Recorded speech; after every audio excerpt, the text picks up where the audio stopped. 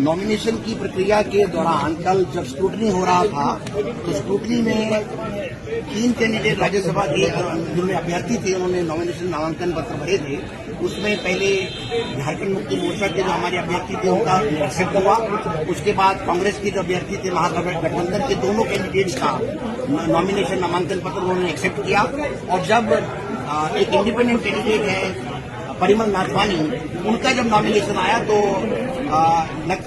नमन डिक्सल जी हैं कौनगिरी के एमएलए साहब, जो प्रपोजर हैं प्रणव झा जी के, उन्होंने ऑब्जेक्शन किया और उस ऑब्जेक्शन को हमने लिया कि जो नाथवानी परिमल जी हैं इनका जो असली नाम है वो नाथवानी परिमल नहीं, परिमल नाथवानी है। और साथ ही इन्होंने जो अपने एफिडेविट में इतनी ग्लेरिंग डिस्क्रिपेंसी है और जो डिफेक्टिव एफिडेविट है कानून के तहत, उसमें उन्होंने एफिडेविट फाइल नहीं किया और जो सीधा सीधा rule 4A conduct of election rules 1961 की वायलेशन है कि हर अभ्यर्थी को अपने नामांकन पत्र के साथ एक फॉर्म 26 परफॉर्मा है, उसके तहत अपना एफिडेविट देना पड़ता है। और उसमें प्रक्रिया में 6 बिंदुओं पर आपको इन्फॉर्मेशन देनी पड़ती है कि आप अपना, अपनी धर्मपत्नी का या अपने HUF कोई फैमिली, हिंदू अनडिवाइडेड फैमिली की कोई उनकी फर्म है उनके बारे में या अपने डिपेंडेंट्स के बारे में जानकारी दें। इसमें इन्होंने क्या किया, इन्होंने सारे कॉलम उड़ा दिए और 2 कॉलम केवल अपना और अपनी पत्नी के बारे में इन्होंने जानकारी उपलब्ध कराई, जो कि आपके सब दीर्घा में लगा हुआ और इंटरनेट पर भी उपलब्ध है।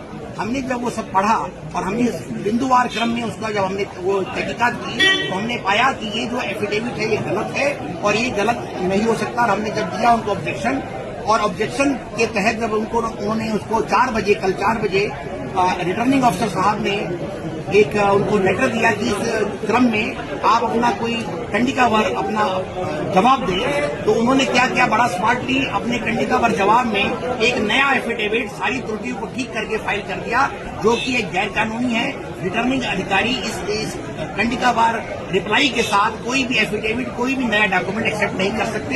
हमने इस बिंदु पर प्रकाश डाला और उनको कहा कि ये जो है आपकी जो पावर है वो कानून के तहत नगण्य हो गई है। आपको केवल और केवल 36 सेक्शन के तहत जो रिप्रेजेंटेशन ऑफ पीपल एक्ट है, स्क्रूटनी के टाइम में केवल और केवल स्क्रूटनी करना है, आप किसी प्रकार का कोई भी नया डॉक्यूमेंट नहीं दे सकते। और अभी जब सारा बहस किया, उन्होंने कंसीलमेंट किया, सप्रेशन ऑफ मटेरियल फैक्ट है कि वो एक गुजरात पेट कोर्ट के डायरेक्टर हैं, उनके बारे में कोई जानकारी नहीं थी। उनका दिल्ली में एक फ्लैट है CWG कॉमनवेल्थ गेम्स विलेज में, उसके बारे में कोई जानकारी नहीं थी। वो जानकारी उनके पिछले एफिडेविट में उपलब्ध है।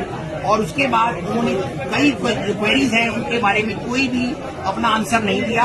इसलिए फॉर्मेट, बिल्कुल फॉर्मेट चेंज है, वो इलीगल फॉर्मेट है, गैर कानूनी है। और हमें आशा है कि जो होना चाहिए वो उनका नामांकन रद्द होना चाहिए, पर जो लग रहा है उसके बारे में भी कोई टिप्पणी नहीं कर सकता। अभी मैं जब मुझे आदेश की प्रतिलिपि मिलेगी, क्योंकि उन्होंने 12 बोला है कि 5 या 6 बजे तक वो आदेश की प्रतिलिपि देंगे, उसके बाद ही हम कोई आपको बात बता सकते हैं। धन्यवाद, थैंक यू।